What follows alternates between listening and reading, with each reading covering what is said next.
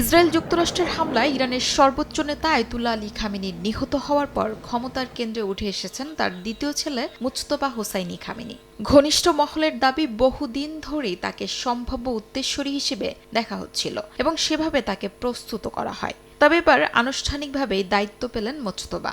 স্থানীয় সময় রোববার 56 বছর বয়সী মুজতবাকে আনুষ্ঠানিকভাবে ইরানের সর্বোচ্চ নেতা হিসেবে ঘোষণা করেন শীর্ষ ধর্মীয় নেতারা।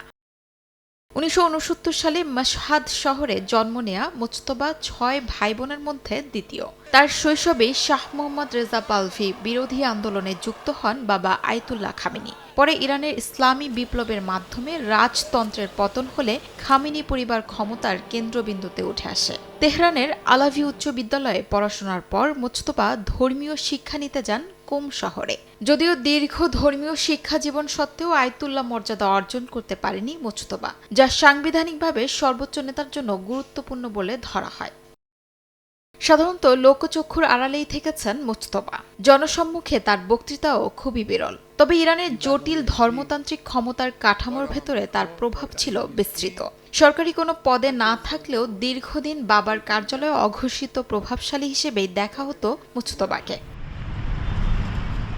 বিশ্লেষকদের মতে, সর্বোচ্চ নেতা হিসেবে দায়িত্ব নেওয়ার পর মুজতবাকে একসঙ্গে সামলাতে হবে একাধিক বড় চ্যালেঞ্জ।